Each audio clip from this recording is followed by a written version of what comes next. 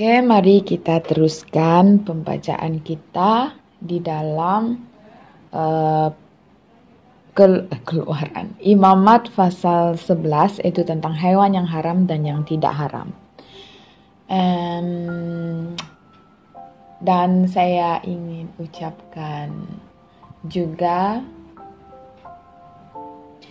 selamat Hari Ester, Hari Kebangkitan kepada kalian semua. Baiklah, sebelum kita membaca, mari kita berdoa. Bapa yang ada di surga Tuhan, sebelum kami datang kepadamu Tuhan, ampuni kami Tuhan atas segala dosa dan pelanggaran yang kami lakukan, yang menyedihkan hatimu Tuhan Yesus. Ampuni kami Tuhan. Engkau sucikanlah kami Tuhan dengan kuasa darah-Mu Tuhan. Biar kami menjadi baru. Biar kami layak datang di hadapan-Mu. Dan kami juga ingin berdoa Tuhan. Kami mengucap syukur Tuhan atas kebaikan-Mu, atas rahmat-Mu di dalam kehidupan kami. Tuhan, pada minggu ini Tuhan, kami ingin mengingatkan Tuhan di mana Engkau telah mati di kayu salib Tuhan untuk menebus dosa kami Tuhan. Darah-Mu yang mengalir di kayu salib itu Tuhan, yang menyucikan kami Tuhan. Dan pada hari ini Tuhan, Engkau telah bangkit ya Bapa, Engkau telah mengalahkan maut. Kami bersyukur, kami bangga punya Tuhan seperti Engkau yang tidak pernah meninggalkan kami, yang terus menjaga kami Tuhan, seperti mana Engkau menjaga Musa dan bangsa Israel di padang gurun. Engkau tidak pernah meninggalkan mereka. Namun Tuhan, hanya kami yang sering melukakan hati-Mu dengan selalu meninggalkan Engkau Tuhan. Namun Engkau terus setia menjaga kami. Bapa, sebentar lagi kami akan membaca firman-Mu Tuhan. Berbicaralah lewat firman-Mu ini Tuhan. Biar firman ini Tuhan kami praktikkan di dalam kehidupan kami Tuhan. Jangan saja kami membaca ataupun mendengar, namun Tuhan biar kami melakukannya juga di dalam kehidupan kami Tuhan. Karena itulah yang mengasahkan iman kami. Memang ya Tuhan, memang kata-kata itu senang diungkapkan, namun apabila kami di dalam situasi tersebut Tuhan, kami tahu kami tidak mampu dan kami tidak sanggup. Oleh itu kami berdoa agar Tuhan yang memberi kami kekuatan melewati badai dan pencobaan hidup ini. Benar Tuhan, jika tanpa Engkau, jika bukan karena kekuatan daripada Tuhan, kami tidak mampu dan kami tidak sanggup lagi. Dan kami juga berdoa Tuhan agar roh-roh iblis yang ada di udara Tuhan, dimanapun yang ada di pikirannya, yang mengganggu pikiran kami Tuhan, kami patahkan di dalam nama Tuhan Yesus. Biarlah Roh Kudus-Mu hadir dimanapun kami berada. Ya Bapa, Roh Kudus yang Kau taruhkan sebagai penolong kami itu Tuhan, biar juga berbicara kepada kami Tuhan. Terpujilah nama-Mu ya Bapa. Ini doa kami di dalam nama Tuhan Yesus kami sudah berdoa. Amin. Oke, mari kita baca di dalam pasal 11, yaitu tentang hewan yang haram dan yang tidak haram.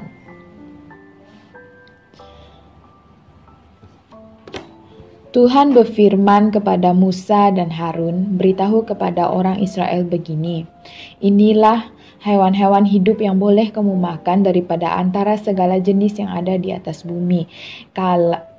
Kamu boleh makan semua hewan yang terbelah kuku kakinya, serta yang mengunyah bahan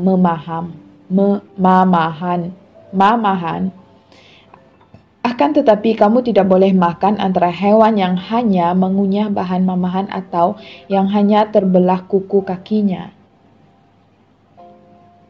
Jenis-jenis hewan yang berikut tidak boleh kamu makan: unta, hewan yang mengunyah bahan mamahan tetapi tidak terbelah kuku kakinya adalah haram bagimu. Landak, hewan yang mengunyah bahan mamahan walaupun kuku kakinya tidak terbelah adalah haram bagimu. Arnab, hewan yang juga mengunyah bahan mamahan walaupun kukunya tidak terbelah adalah haram bagimu. Babi, yang kuku kakinya terbelah walaupun babi tidak mengunyah bahan mamahan adalah haram bagimu. Maka janganlah kamu makan daging hewan-hewan itu dan jangan kamu sentuh bangkainya karena semua itu haram bagimu. Nah, dahulunya kita nggak bisa makan babi. Makhluk air yang haram dan yang tidak haram. Daripada segala makhluk yang hidup di dalam air, inilah yang boleh kamu makan. Kamu boleh makan segala yang bersirip, bersisik, baik di laut maupun di sungai. Akan tetapi daripada semua makhluk yang hidup serta berkerumun di air, segala yang tidak bersisip dan yang tidak bersirip, baik di laut maupun di sungai adalah jijik bagimu. Wah, jijik banget nih. Kesemua jijik bagimu, maka janganlah kamu makan dagingnya, malah bangkainya juga hendaklah kamu anggap jijik. Hendaklah kamu memandang jijik terhadap segala hewan di dalam air yang tidak bersirip dan tidak bersisik. Burung haram dan tidak haram. Daripada burung-burung, jenis-jenis yang berikut perlu kamu anggap jijik. Janganlah dimakan karena kesemua perkara yang menjijikkan. Burung rajawali, burung hering berjanggut, burung hirang hitam, burung lang, dan pelbagai jenis burung reng. Itu burung apa ya? Segala jenis burung gagak, burung unta, jampuk, camar, pelbagai jenis burung helang, burung pungguk, burung dendang air, burung hantu putih, burung undan, burung lang hitam, burung ranggung, jenis-jenis burung bangau. Burung bangau gak bisa makan. Burung hut-hut, dan kelawar. Semua makhluk jenis berkerumun yang bersayap serta berjalan dengan empat kakinya ialah makhluk yang jijik bagimu. Akan tetapi daripada segala makhluk yang berkerumun yang bersayap serta berjalan dengan keempat-empat kakinya itu, kamu boleh memakan jenis yang mempunyai kakinya bersendi penyambung untuk melompat di atas tanah.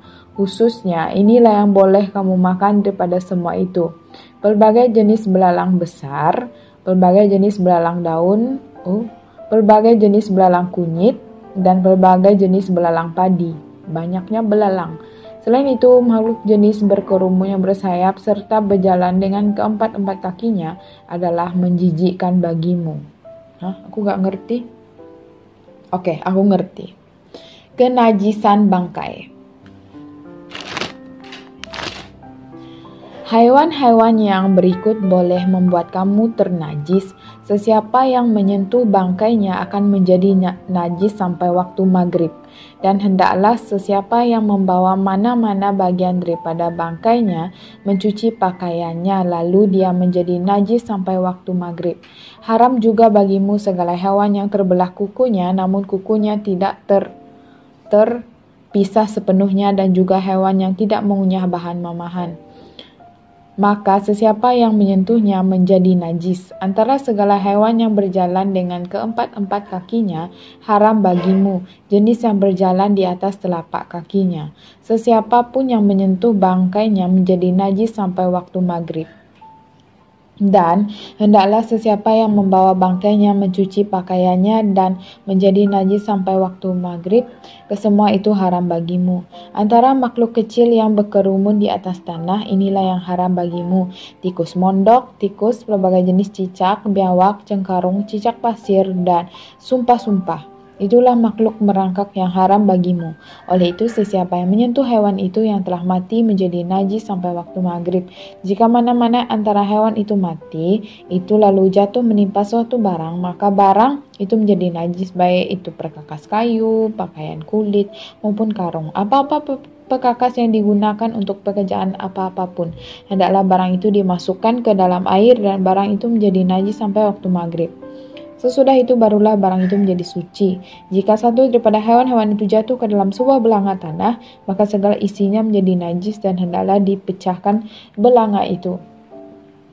Kok aku kayak mau marah sih baca ini? Banyak. Terlalu kayak gimana ya? Enggak bebas kayak gitu. Segala makanan yang dapat dimakan akan menjadi najis kalau terkena air daripada belanga itu, dan segala minuman yang dapat diminum pun akan menjadi najis kalau minuman itu ada di dalam belanga seperti itu.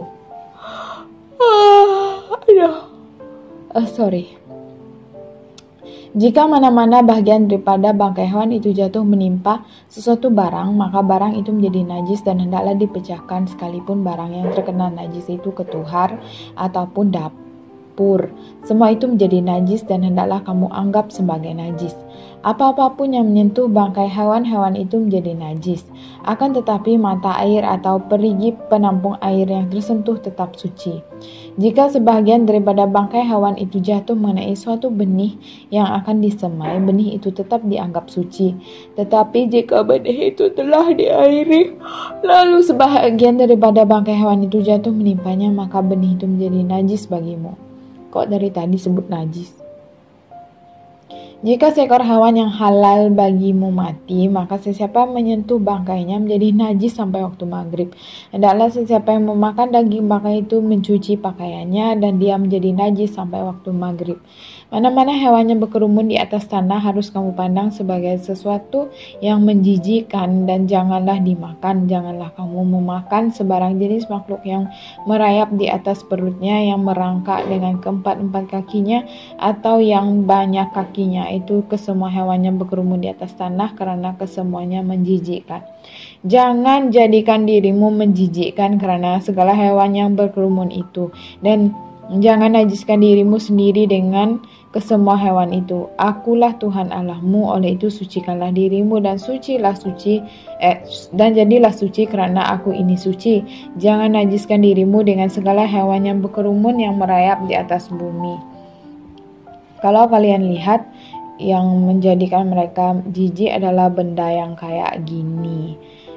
Tapi kalau kamu lihat sekarang, yang membuat kita seperti ini adalah seperti media sosial, ya, sesuatu yang kita lihat, yang perkara-perkara yang tidak baik. Benda itu yang bagi saya ini benda yang apa yang berlaku itu seperti kan semuanya di ujung jari. Jadi benda apa yang kita lihat sekarang itu kan juga tidak bertapis. Jadi bagi saya itu, saya menganggap benda itu adalah yang menjijikkan, yang seperti inilah, yang pengganti dia kayak gitu. Kalau yang seperti ini tuh udah enggak diaplikan di dalam perjanjian baru. Ini adalah di dalam perjanjian lama. Ayat 45, akulah Tuhan yang telah memimpin kamu keluar dari tanah Mesir supaya kamu menjadi Allahmu. Jadilah suci karena aku ini suci. Inilah hukum tentang hewan, burung-burung, dan setiap makhluk hidup yang bergerak di dalam air, dan setiap makhluk yang berkerumun dan merayap di atas bumi. Hendaklah kamu dapat membezakan antara yang najis dengan suci, dan antara makhluk hidup yang boleh dimakan dan makhluk hidup yang tidak boleh dimakan. Di dalam pasal 12 itu tentang penyucian darah nifas seorang wanita. Tuhan berfirman kepada Musa, beritahu orang Israel, jika seorang perempuan yang mengandung melahirkan seorang anak lelaki, maka najislah dia selama 7 hari. Dia menjadi najis sebagaimana pada hari-hari dia sedang haid atau datang bulan. Pada hari ke-8, hendaklah kulup anak itu dikatankan, hendaklah kulup anak itu dikatankan, hendaklah wanita itu menunggu selama 33 hari untuk penyucian daripada darah nifasnya. Dia tidak boleh menyentuh apa-apapun yang suci dan tidak boleh masuk ke dalam tempat suci sehingga genapnya hari-hari penyuciannya. Tetapi jika dia melahirkan anak perempuan, maka dia membawa najis nifas selama 2 minggu, yakni sama tempohnya seperti waktu dia haid, dan hendaklah dia menunggu selama 66 hari untuk penyucian daripada darah nifasnya. Setelah genap hari-hari penyuciannya, sama ada anaknya lelaki atau perempuan, hendaklah dia membawa seekor anak domba berumur 1 tahun sebagai korban bakaran, dan seekor anak lembu merpati atau seekor burung tekukur sebagai korban penghapus dosa ke pintu kemah pertemuan kepada imam. Hendaklah imam mempersembahkannya di hadapan Tuhan dan mengadakan pendamaian bagi perempuan itu, dan perempuan itu akan disucikan daripada darah nifasnya. Itulah hukum tentang perempuan yang melahirkan anak, baik anak lelaki maupun anak perempuan. Jika dia tidak mampu mempersembahkan anak domba, maka hendaklah dia membawa 2 ekor burung tekukur atau 2 ekor anak burung merpati, seekor lagi untuk menjadi korban bakaran dan seekor untuk menjadi korban penghapus dosa. Hendaklah imam mengadakan pendamaian bagi perempuan itu, dan perempuan itu akan menjadi suci. Oke, kita lanjut di dalam perjanjian baru, itu di Lukas pasal yang kedua tentang kelahiran Yesus. Pada masa itu, Kaisar Agustus menitahkan semua penduduk di seluruh dunia dibanci. Nah, ketika pembancian pertama dilaksanakan, Quirinius menjadi gubernur di Syria. Dalam pembancian tersebut, setiap orang perlu kembali ke tempat lahir masing-masing untuk mendaftar diri. Oleh itu, Yusuf terpaksa berangkat dari bandar Nazaret di Galilea ke kota Daud yang bernama Bethlehem di Yudea karena dia daripada keturunan Daud. Dia pergi untuk mendaftarkan diri bersama Maria, tunangnya yang sedang hamil. Sewaktu mereka di sana, tibalah masanya untuk dia bersalin dan melahirkan seorang anak lelaki, yaitu anak sulungnya. Dia membendung anak itu lalu membaringkannya di dalam sebuah palung karena tidak ada tempat bagi mereka di rumah tumpangan. Maksudnya rumah tumpangannya itu udah penuh lah. Karena ini kan semua orang kan pulang ke kampung masing-masing untuk membuat pembancian. Aku kira kayak gitu deh. Gembala dan malaikat. Di daerah itu ada beberapa orang gembala yang bermalam di padang karena menjaga domba mereka.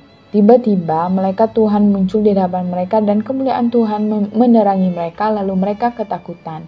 Tetapi malaikat itu berkata kepada mereka, "Janganlah takut, aku membawa kepadamu berita baik yang akan memberikan sukacita besar kepada seluruh umat. Pada malam ini di kota Daud telah lahir seorang penyelamat bagimu, yaitu Kristus Tuhan. Inilah tandanya bagimu. Kamu akan menjumpai seorang anak yang dibedung dan dibaringkan di dalam sebuah palung. Tiba-tiba malaikat itu disertai oleh satu angkatan surga yang besar memuji-muji Allah.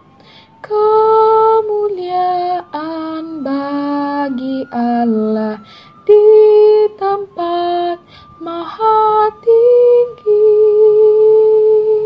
dan damai sejahtera di bumi bagi orang yang berkenan pada hatinya. Berlebihan pula aku. Setelah malaikat-malaikat itu meninggalkan mereka untuk kembali ke surga, gembala-gembala itu berkata sesama sendiri, marilah kita pergi ke Bethlehem untuk melihat kejadian yang telah berlaku itu, seperti yang diberitahu Tuhan kepada kita. Mereka pergi dengan segera lalu menjumpai Maria dan Yusuf serta bayi itu yang sedang terbaring di dalam palung. Setelah melihat bayi itu, mereka pun memberitahu segala yang telah dikatakan kepada mereka tentang anak itu. Semua yang mendengar berasa kagum tentang apa yang dikatakan oleh gembala-gembala itu kepada mereka. Tetapi Maria menyimpan segala perkara ini dalam hatinya dan merenunginya. Kemudian gembala-gembala itu pulang sambil memuji-muji Allah atas segala yang didengar dan dilihat mereka. Segalanya seperti yang dikatakan kepada mereka. Yesus dipersembahkan di bait suci. 8 hari kemudian tibalah masanya untuk menyunatkan bayi itu. Lalu dia diberi nama Yesus, seperti yang dikatakan oleh malaikat sebelum dia dikandung oleh Maria. Setelah tamat masa penyucian mengikut hukum Taurat Musa, mereka pun membawa Yesus ke Yerusalem untuk mempersembahkannya kepada Tuhan. Tersurat dalam hukum Tuhan bahwa setiap anak lelaki sulung dan akan diserahkan kepada Tuhan. Mereka juga mempersembahkan korban mengikut apa yang ditetapkan dalam hukum Tuhan, yaitu sepasang burung terkukur atau 2 ekor anak merpati. Pada masa itu, ada seorang di Yerusalem bernama Simeon, seorang yang salih dan takut kepada Allah. Simeon menantikan masa terhiburnya Israel, dan dia disertai Roh Kudus. Roh Kudus telah memberitahunya bahwa dia tidak akan meninggal dunia sebelum dia melihat Kristus yang dijanjikan oleh Tuhan. Atas pimpinan Roh, dia masuk ke dalam bait suci.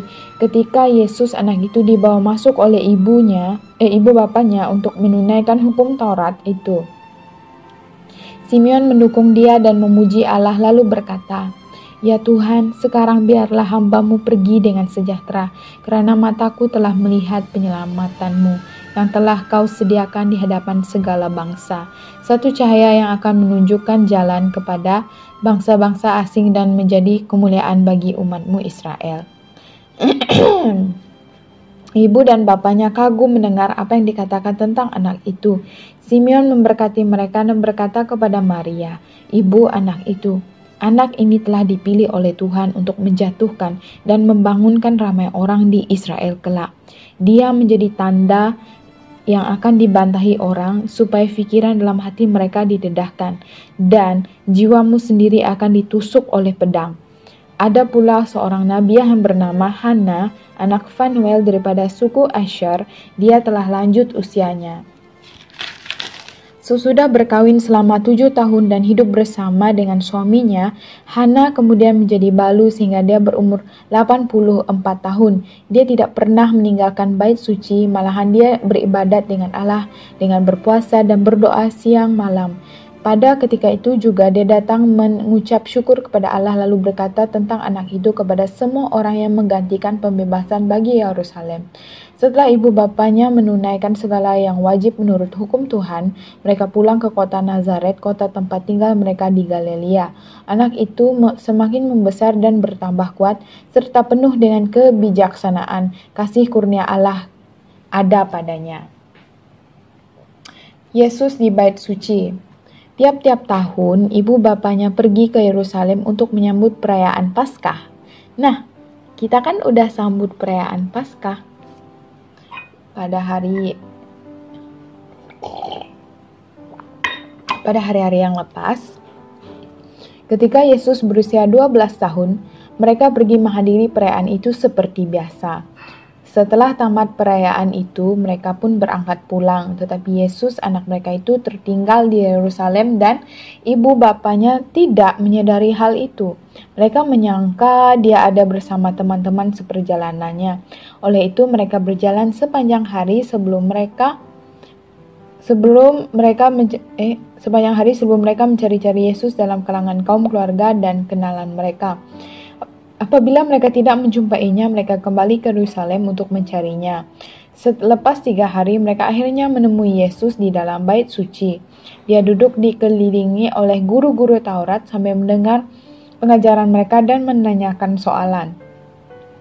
Semua orang mendengar Yesus kagum akan pengertian dan jawabannya. Ketika ibu bapanya melihatnya, mereka juga kagum, lalu ibunya berkata, "Anakku, mengapakah engkau berbuat demikian terhadap kami? Ibu dan ayah begitu bimbang mencarimu." Lalu Yesus menjawab, "Mengapakah ibu dan ayah mencari aku? Tidakkah ibu dan ayah mengetahui aku harus melakukan kerja Bapakku?" Tetapi mereka tidak memahami apa yang dikatakannya kepada mereka. Kemudian dia pulang bersama mereka ke Nazaret. Dia taat kepada mereka. Ibunya menyimpan segala perkara ini dalam hatinya. Yesus semakin membesar dan bijaksana. Dia diredai Allah dan manusia. Oke, di dalam pasal yang ketiga itu khotbah Yohanes Pembaptis. Pada tahun yang ke-15 pemerintahan Kaisar Tiberius, Pontius Pilatus menjadi gubernur negeri Yudea, Herodes menjadi raja negeri Galilea, dan saudaranya Filipus menjadi raja di wilayah Uturia, dan Trakonitis Lisanias menjadi raja Abilene, dan Hanas serta Kayafas menjadi imam besar. Pada masa ini, firman Allah datang kepada Yohanes dan Zakaria di gurun. Lalu Yohanes pergi ke seluruh daerah Sungai Yordan dan mengabarkan satu baptisan pertobatan untuk pengampunan dosa seperti yang tersurat dalam kitab Nabi Yesaya. Suara seorang yang berseru di gurun, "Sediakanlah jalan untuk Tuhan, luruskanlah jalan untuknya, setiap lembah akan ditambak, dan setiap gurun serta bukit akan diratakan. Tempat bengkang-bengkok akan diluruskan, dan jalan leka-leku akan dilicinkan. Semua manusia akan melihat penyelamatan yang dikurniakan oleh Allah." Yohanes berkata kepada orang ramai yang berkerumun untuk dibaptis olehnya, "Hai kamu bagaikan ular kapak berbisa. Siapakah yang mengingatkan kamu supaya melepaskan diri daripada kemurkaan Allah kelak? Buktikanlah dengan perbuatan bahwa kamu telah bertaubat."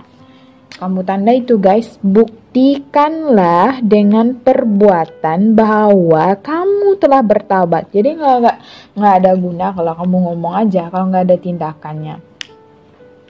Jangan mula berkata sesama sendiri, "Abraham bapa moyang kita, ketahuilah Allah berkuasa menjadi batu-batu ini anak cucu Abraham."